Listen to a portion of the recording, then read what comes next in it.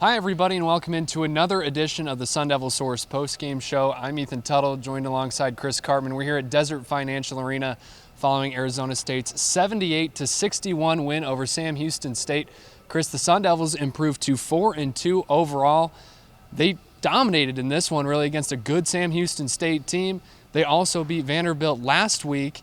What's the momentum kind of been like right now for the Sun Devil basketball team?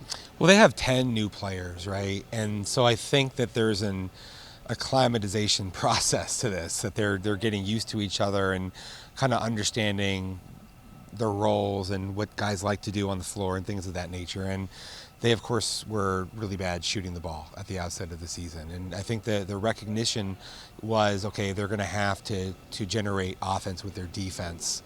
Steals, deflections, being able to get in the open court. They have good athletes on this team. And so tonight was a very good example of their ability to do that. I felt like Hurley pressed from the very beginning of the game, which almost like sparked a gear change in them at the outset that they then were able to carry through the entire game. I thought this was the best that their energy level has been from tip to final whistle.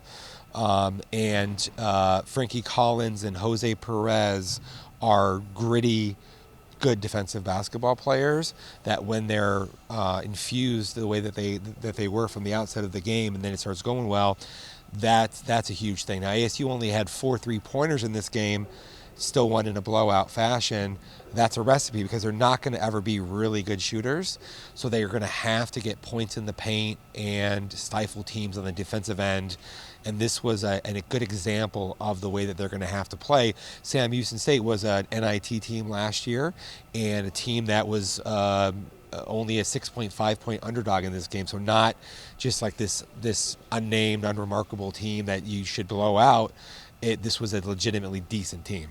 Zane Meeks and Sean Phillips did not start or play in this game for the Sun Devils. What were your thoughts on how ASU were kind of able to collect themselves and play without those guys? We saw some great rebounding out on the perimeter and some really good transition offense as well. They were able to get the ball in the bucket. You hit on that because when you don't have those guys, and then Alonzo Gaffney's, he's long, but he's not really a great rebounder.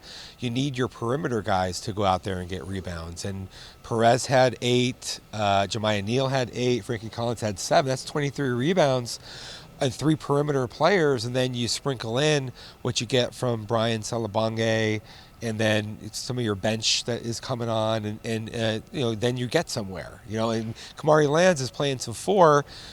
When he's really more of a 3 because of the injuries that you mentioned there, and even so, and he's not really playing that well, and didn't in this game, but it wasn't a huge issue because of their ability to gain rebound on the perimeter. So I think that's another very positive indicator of kind of where they're at. They have these guys that are lankier, guys that can go get the ball and do some variety of things that maybe some of their guard U teams in the past weren't capable of doing. Braylon Green, a freshman for the Sun Devils, had a massive slam off of Frankie Collins' pass on a turnover.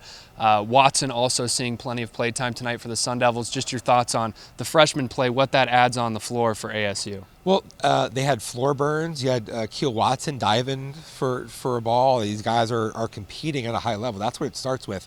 If you get reliable effort off the bench and you don't do boneheaded things like take dumb shots, time and situation, and those things, that's how you gain the trust of your coach. And Hurley singled out those guys, and so did the players, really kind of in an unprompted way, mentioned that the freshmen rose to the occasion. And when you don't have Phillips and Meeks, so then you need other guys to step up. They've been thin in some of these games where they've been playing only really 7-man rotation.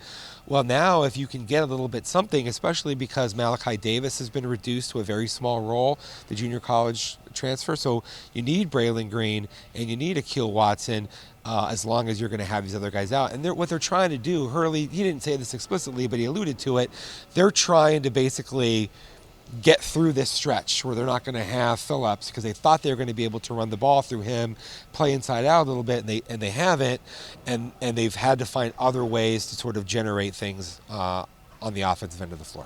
Additionally, transfer Jose Perez had an absolutely terrific night for ASU. He had 24 points, Sun Devil high for him so far on the season. Post-game, he said he's still shaking the rust off a little bit, but Bobby Hurley's been happy with his performance over the past couple of weeks. What have you seen from him, and what's he been adding to this team? He's huge. I mean, they didn't know they were going to have him until a couple weeks before the start of the season. And I don't know where they would be without him right now. I mean, he's a mid-post scorer. He's a throwback style of play. Got the herky-jerky with the footwork and the motions, and he gets to the foul line quite a bit. And I just think he's a glue guy, effectively. He is a good talker on the defensive end of the floor. He's a passer who's got some size and some heft to him.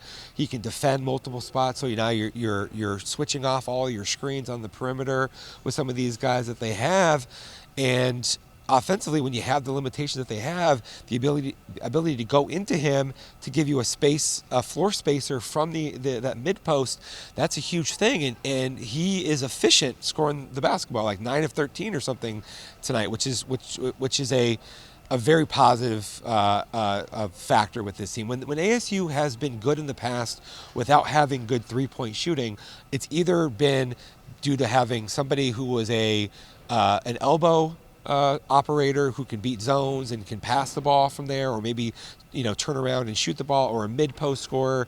And so they have that in Jose Perez. Yeah, Jose Perez has been terrific. We'll have to see how he continues to develop throughout the course of the season. That's going to do it for this post-game show, though. Here at DFA, the Sun Devils took down Sam Houston State 78-61. He's Chris Cartman. I'm Ethan Tuttle. We'll be back with another SunDevilSource post-game show following the next matchup for the Sun Devils, which will be San Francisco. But until then, thank you so much for tuning in. We'll see you next time.